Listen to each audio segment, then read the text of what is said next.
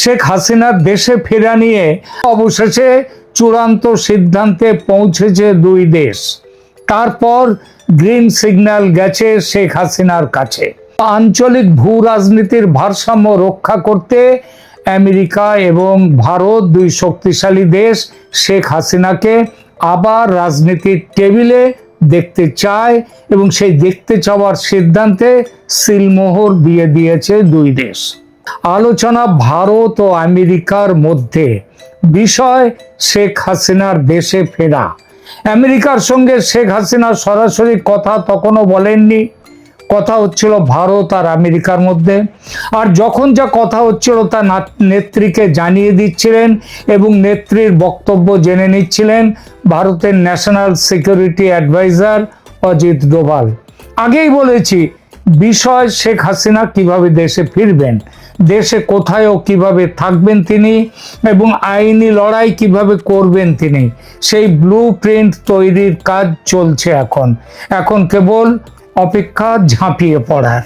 আর এই খবর রয়টার্স থেকে এনডিটিভি আন্তর্জাতিক সংবাদ মাধ্যমের শিরোনাম দখল করে আছে এখন।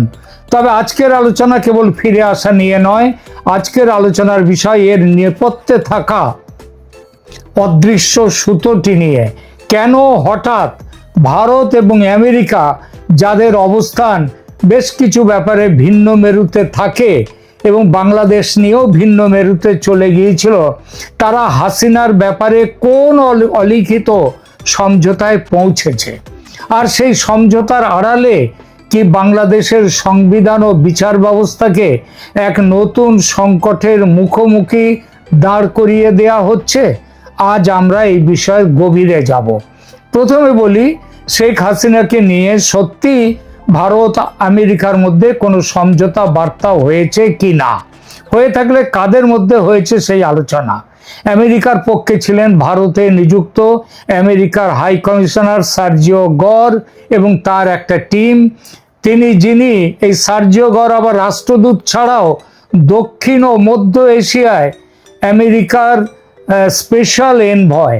তার আগে যে পদে ছিলেন সেই বিখ্যাত বা কুখ্যাত, যেটাই বলুন না, ডোনাল্ড লু, যিনি শেখ হাসিনার পতনের পেছনে ছিলেন অন্যতম প্রধান কারিগর। সার্জিও গরের আর একটা বড় পরিচয়, তিনি আমেরিকার প্রেসিডেন্ট ডোনাল্ড ট্রাম্পের অতি ঘনিষ্ঠ। সার্জিও গর ভারতে আসার পর থেকে দফায় দফায় ভারতের এনএসএ অজিত ডোভাল, পররাষ্ট্রমন্ত্রী এস জয়শঙ্কর, স্বরাষ্ট্রমন্ত্রী অমিত শাহ, এমনকি প্রতিরক্ষা মন্ত্রী রাজনাথ সিং এবং প্রধানমন্ত্রী নরেন্দ্র মোদীর সঙ্গে পর্যন্ত বৈঠক করে দু দেশের সমস্যার গভীরে গেছেন, সমস্যা দূর করার পথগুলো নিয়ে আলোচনা করেছেন। আমেরিকার পলিসি মেকারদের সঙ্গে সার্জিও গর কথা বলেছেন, ধাপে ধাপে সব প্রশ্নের উত্তর খুঁজে নিয়েছেন এবং অবশেষে চূড়ান্ত সিদ্ধান্তে পৌঁছেছে দুই দেশ। তারপর গ্রিন সিগন্যাল গেছে শেখ হাসিনার কাছে। ঠিক হয়েছে হাসিনাকে দেশে ফেরানো, তাকে সুরক্ষা দেয়া, আওয়ামী লীগকে দেশের রাজনীতিতে পুনর্বাসন দেয়া, শেখ হাসিনার আইনি চ্যালেঞ্জ যাতে সুবিচার পায়, তার জন্য আমেরিকা ও ভারত যৌথভাবে তাদের দিক থেকে প্রয়োজনীয় কূটনৈতিক চাপ দেবে বাংলাদেশ সরকার, বাংলাদেশ সেনাবাহিনীকে। একটু ভেঙে বলতে হয়, শেখ হাসিনার দেশে ফেরার ব্যবস্থার ব্লু প্রিন্ট ভারত ও আমেরিকা আলোচনা করে ঠিক করবে। দ্বিতীয়ত, দেশে ফেরার পর তার থাকার জায়গা কোথায় হবে সেটাও আলোচনায় এসেছে। ঢাকায় নামার পর তাকে কি বন্দি করে জেলখানা বা ক্যান্টনমেন্টের মধ্যে জেলখানা তৈরি করে রেখে দেওয়া কোনোটাই নিরাপদ মনে করছে না কেউ। কারণ জেল হত্যার এত রেকর্ড আছে বাংলাদেশে, তাতে প্রশ্ন ওঠা অস্বাভাবিক নয়। একই অবস্থা ক্যান্টনমেন্টেও। বাংলাদেশ সেনার মধ্যে বিভিন্ন আদর্শগত গোষ্ঠী আছে, কেউ জামাতপন্থী, কেউ আওয়ামী লীগপন্থী, কেউ ভারতপন্থী, কেউ পাকিস্তানপন্থী। এরপর শেখ মুজিব, জিয়াউর রহমান দুজনে খুন হয়েছেন সেনা অফিসারদের হাতে। সুতরাং ক্যান্টনমেন্টের মধ্যে নিরাপদ নন শেখ হাসিনা। এই পরিস্থিতিতে কথা চলছে জেলখানা বা ক্যান্টনমেন্ট নয়, শেখ হাসিনাকে গৃহবন্দী রাখার। কিন্তু গণভবন তো এখন বাসের অযোগ্য, তাহলে বিকল্প বাসস্থানের ব্যবস্থা করা হবে। আর সেখানে পাহারায় থাকবে বিশেষ বাহিনী। সেই বাহিনীর কম্পোজিশন কিভাবে হবে, কারা সেটা তৈরি করবে, সেটা দেখবে বাংলাদেশ সেনা ও ভারতের কর্তৃপক্ষ যৌথ আলোচনার মাধ্যমে, যার মধ্যে শেখ হাসিনার প্রতিনিধিও থাকবেন, এমন কথা শোনা যাচ্ছে। এসব বিষয় খুব গুরুত্বপূর্ণ, এটা ঠিক, কিন্তু আইনি বিষয়টা এসবের চেয়ে কম গুরুত্বপূর্ণ নয়। ইতিমধ্যে শেখ হাসিনার পক্ষ থেকে আইনগত চ্যালেঞ্জের বিভিন্ন দিক নিয়ে কাজ শুরু হয়ে গেছে। লন্ডনের ডাউটি স্ট্রিট পুরো ব্যাপারটা দেখছে বলে জানতে পেরেছি। দেশে পৌঁছবার পর সময় নষ্ট না করে আদালতে মামলা করবেন শেখ হাসিনা। প্রথমত তার উপর যে মৃত্যুদণ্ড দিয়েছে আইসিটি, সুপ্রিম কোর্টে তার পুনর্বিচারের আপিল দাখিল হবে। আইসিটির বিচার যে আদৌ ধোপে টিকবে না, সেটা আন্তর্জাতিক আইন বিশেষজ্ঞদের প্রায় সবার মত। প্রথমত ট্রাইব্যুনাল তৈরি হয়েছিল কেন, এই মত দিচ্ছেন তারা, কারণ হচ্ছে প্রথমত ট্রাইব্যুনাল তৈরি হয়েছিল ৭১-এর যুদ্ধবন্দীদের বিচারের জন্য, কিন্তু যেভাবে তার টার্মস অফ রেফারেন্স বদল করে ২৪-এর অভ্যুত্থানকে যুক্ত করা হয়েছে, সেটা আন্তর্জাতিক ট্রাইব্যুনাল নিয়ম কানুনের সম্পূর্ণ বিরোধী। দ্বিতীয়ত জাতিসংঘের মানবাধিকার কমিশনের রিপোর্টকে ব্যবহার করে যে সাজাটি দেয়া হয়েছে শেখ হাসিনা ও তার স্বরাষ্ট্রমন্ত্রীকে, সেটা এভিডেন্স হিসেবে গ্রাহ্য হতে পারে না। এ বিষয়ে ওই রিপোর্টেই স্পষ্ট নিষেধ করা আছে, আর ফলে মৃত্যুদণ্ড তাদের বাতিল হতে বাধ্য। একই ব্যাপার অন্যান্য মামলার ক্ষেত্রেও। এবার ইউনূস আমলের মতো বিচার করা যাবে না, কারণ এই বিচারে বিশ্বের নজর থাকবে, বিশেষত আমেরিকা, পশ্চিমা শক্তি এবং ভারত তো আছেই, তাদের নজর থাকবে। শেখ হাসিনার প্রত্যাবর্তন মানেই নতুন আইনি যুদ্ধ। তিনি কি কি চ্যালেঞ্জ জানাতে পারেন? প্রথমত পদত্যাগের বিতর্ক নিয়ে তিনি আদালতে দাবি করবেন যে তিনি কখনো লিখিত পদত্যাগপত্র দেননি, যেটা প্রেসিডেন্ট নিজে স্বীকার করে নিয়েছেন, রাষ্ট্রপতি। সংবিধানের ৫৭ ক ধারা অনুযায়ী রাষ্ট্রপতিকে লিখিত পদত্যাগপত্র না দেওয়া পর্যন্ত প্রধানমন্ত্রীর পদত্যাগ কার্যকর হয় না। এছাড়া তিনি ২০২৪-এর নির্বাচন এবং তার পরবর্তী সংসদ ভেঙে দেওয়ার প্রক্রিয়াকে সংবিধান বিরোধী ষড়যন্ত্র আখ্যা দিয়ে চ্যালেঞ্জ করবেন। তিনি মামলা করবেন ২৪-এর নির্বাচনে গঠিত সংসদ পুনরায় যাতে গঠন করা হয় তার জন্য। তিনি এবছর ফেব্রুয়ারির নির্বাচনকে অসাংবিধানিক বলে সেটাকে ভেঙে দেওয়ার, সেই নির্বাচনকে অবৈধ বলার দাবিও করবেন। এছাড়া যে পদ্ধতিতে অন্তর্বর্তী সরকার জালিয়াতির মাধ্যমে গঠিত হয়েছে, সেটাকে তিনি রাষ্ট্রদ্রোহিতা হিসেবে ঘোষণার দাবিতে মামলা করতে পারেন, কারণ সুপ্রিম কোর্টে রেফারেন্স বলে যে ব্যাপারটা বলা হয়েছে, সেটার মধ্যেই জালিয়াতি নিয়ে ইতিমধ্যেই হাইকোর্টে মামলা উঠেছিল। তিনি অভ্যুত্থানের বৈধতা বনাম সাংবিধানিক বৈধতা নিয়ে প্রশ্ন তুলতেই পারেন।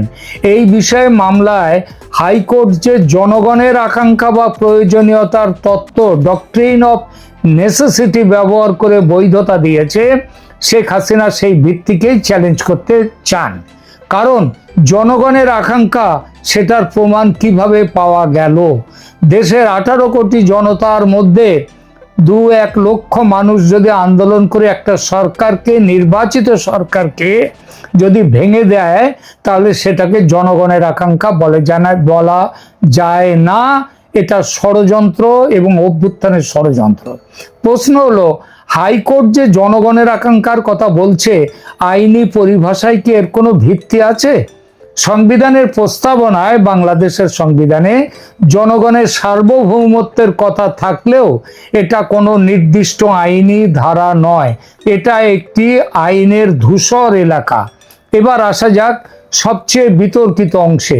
5 আগস্টের ঘটনা প্রবাহ নিয়ে যে প্রশ্নগুলো উঠেছে, প্রধান বিচারপতির অবস্থান, রাষ্ট্রপতির রেফারেন্স প্রক্রিয়া, যদি অভিযোগ সত্যি হয় যে কোনো বেঞ্চে যথাযথ প্রক্রিয়া মেনে কোনো শুনানি হয়নি, কারণ ওই সময় সুপ্রিম কোর্টের কয়েকজন বিচারপতি, প্রধান বিচারপতি তিনি ছিলেন ক্যান্টনমেন্টে ছিলেন, এবং তার সেখানে ক্যান্টনমেন্টে কেন কোথাও এই ধরনের কোনো সেখানে সেদিন কোনো বেঞ্চ বসেনি। সুপ্রিম কোর্টের সেই, তাই যদি হয় প্রমাণ হয়, তাহলে সুপ্রিম কোর্টের সেই রেফারেন্সের বৈধতা নিয়ে প্রশ্ন উঠবে। মনে রাখতে হবে সুপ্রিম কোর্টের রেফারেন্স জানি যে চিঠি দিয়েছিল, সেই চিঠিরও কোনো কপি পাওয়া যাচ্ছে না। সুতরাং পুরো ব্যাপারটা একটা জালিয়াতি। এটা আইনি দিক থেকে একটু নরম করে বললে, আইনি দিক থেকে এটাকে প্রসিডিউরাল ল্যাপস বা প্রক্রিয়াগত ত্রুটিও যদি বলা হয়, যদি জালিয়াতি নাও বলা হয়, তাহলে পুরো অন্তর্বর্তী সরকারের গঠন প্রক্রিয়ায় চ্যালেঞ্জের মুখে পড়বে। যদি কোনো আদালত এই জালিয়াতির অভিযোগ আমলে নেয়, অর্থাৎ বলে এটা জালিয়াতি হয়েছে, তবে বাংলাদেশের বিচার ব্যবস্থা এক অভূতপূর্ব সংকটের সৃষ্টি হবে, প্রশাসনিক সংকটও সেই সঙ্গে। এখন প্রশ্ন, যদি শেখ হাসিনা সত্যি আদালতে গিয়ে এই সমস্ত দাবিগুলো তোলেন, তবে রাষ্ট্র বা সমাজ কি করবে? যদি আদালত তার দাবি মেনে নিয়ে সংসদ ফিরিয়ে আনার রায় দেয়, 2024-এর সংসদ, তবে তা কি দেশ জুড়ে চরম বিশৃঙ্খলার জন্ম দেবে না, নাকি একটি নতুন নির্বাচনের পথ প্রশস্ত হবে? অন্যদিকে আদালত যদি প্রথাগত আইনের দোহাই দিয়ে তার আবেদন খারিজ করে দেয়, তবে শেখ হাসিনার সমর্থক গোষ্ঠীরাও, তারাও দেশে রাজনৈতিক ভাবে একটা গোলমালের সৃষ্টি হতেই পারে। এখানেই এসে পড়ে আন্তর্জাতিক সমীকরণের প্রশ্ন। ভারত ও আমেরিকার প্রভাব শুধু হাসিনার নিরাপত্তার গ্যারান্টিতে সীমাবদ্ধ নয়, তারা দেশে যাতে কোনো বিশৃঙ্খলা তৈরি না হয়, দেশে যাতে একটা আইনি শাসন ব্যবস্থা থাকে, সেটাও তাদের দেখার কথা।